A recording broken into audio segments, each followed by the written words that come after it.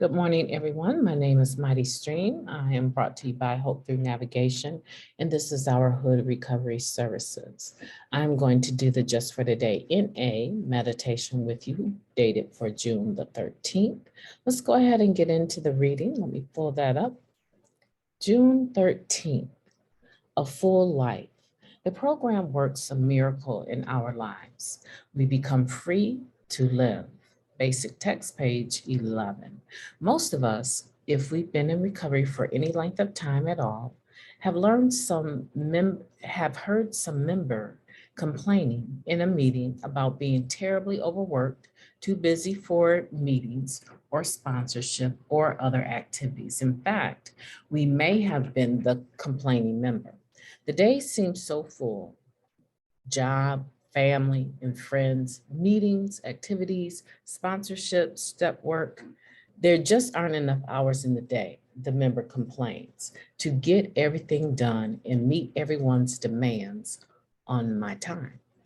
When this happens, usually there's soft laughter from some of the other members, probably members who had planned to grumble about the same sort of thing. The laughter stems from our recognition that we are complaining about the miracle of the life that is ours today. Not so long ago, few of us were capable of having any of these problems in our life. We devoted all of our energy to maintaining our active addiction.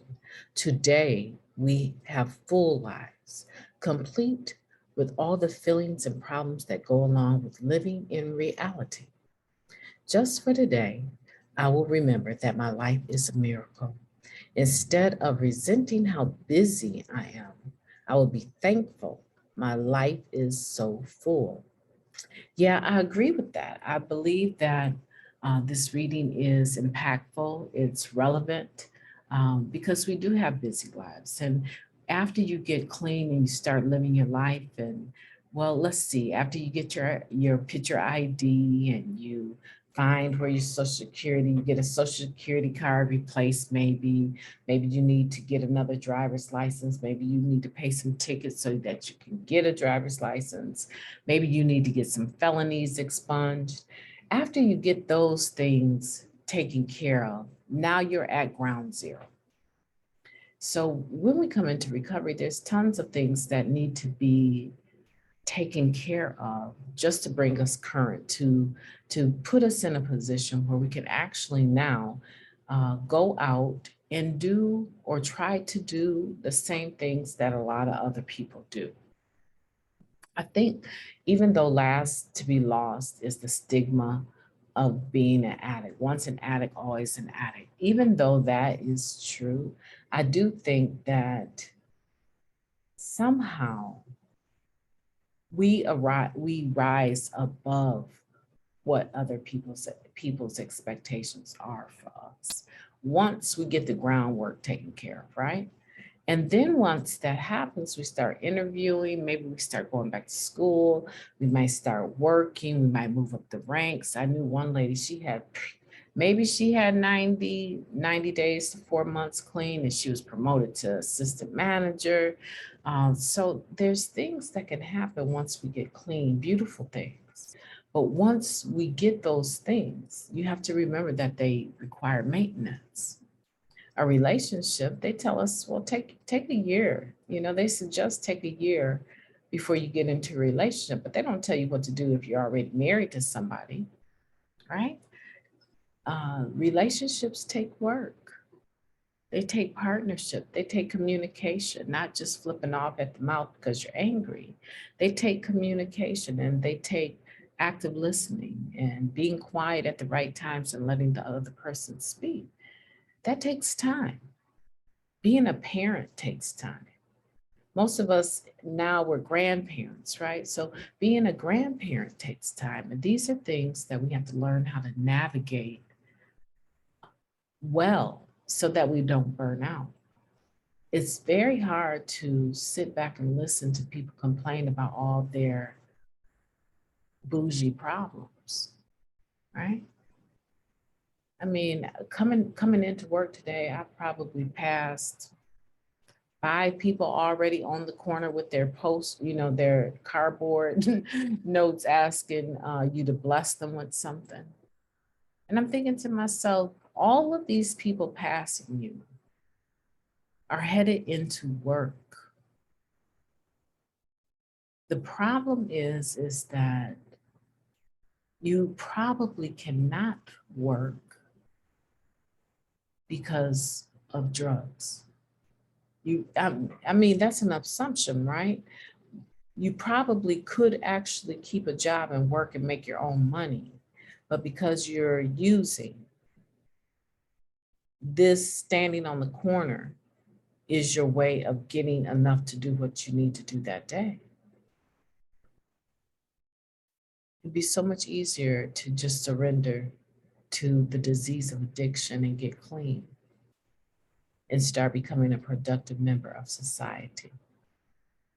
Now, that's not everyone's case, but by far the majority.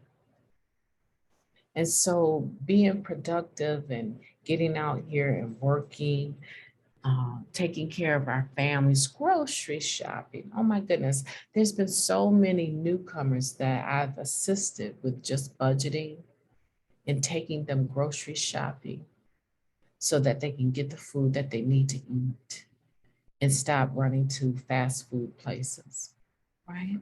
So we're learning how to live our lives in reality, as we call it, life on life's own terms. We're learning how to do that. There's never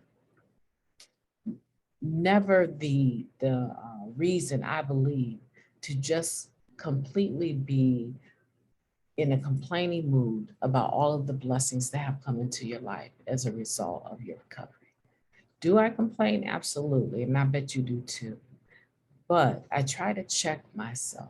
I try to bring it into focus. I can't tell you. I have just a few individuals that I'm close enough to tell, right, the nitty-gritty stuff. Most of the people I interact with, they have so much going on in their own lives. They're not going to be in a position other than to say, I'll pray for you. They're not going to be in a position, which is powerful now, to actually give me some feedback on the circumstances that I'm facing, right? Other than to encourage me and to listen, that's always good. But sometimes you need something a little bit more. So there's just a few people that I can actually tell it all to and know that when I'm done, they have finished actively listening to me. What comes next is going to be a gem that I can apply in my circumstance, right? And so I try to not have that complaining disposition in my text messages and my phone conversations. I was on my phone trying to text a message to someone, and I wanted them to understand why I couldn't be at their clean time celebration. I had just gotten back in town late the night before from my mother-in-law's funeral. And so in Alabama, right? And so I wanted to try to explain why I had indicated that I would make it if I could, but I wasn't able to make it.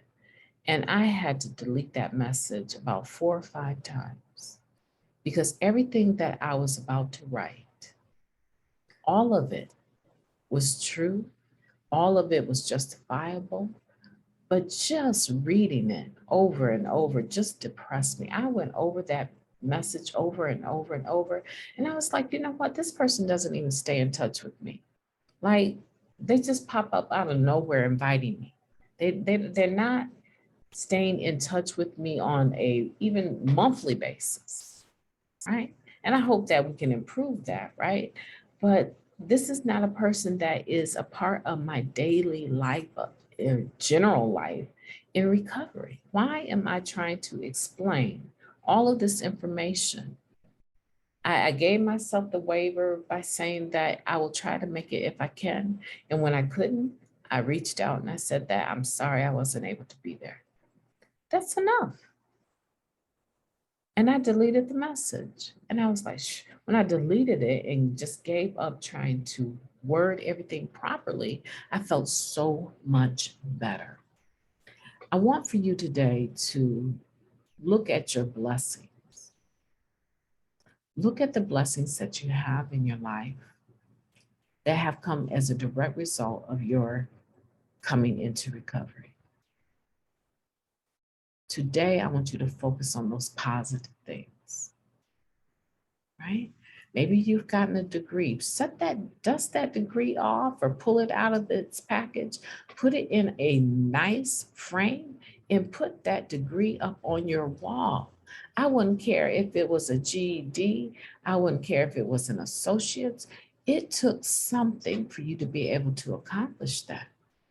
If you have a license for your business, put that up where people can see I am legit. I'm not out here just trying to hustle and make money. I'm a legitimate business entrepreneur. I want you to enjoy those accomplishments that you've had because that means that the program is working in your life. You are free now to live. My name is MightyStream, and I've enjoyed being with you today. I hope that you have a beautiful, beautiful June the 13th. Talk to you tomorrow.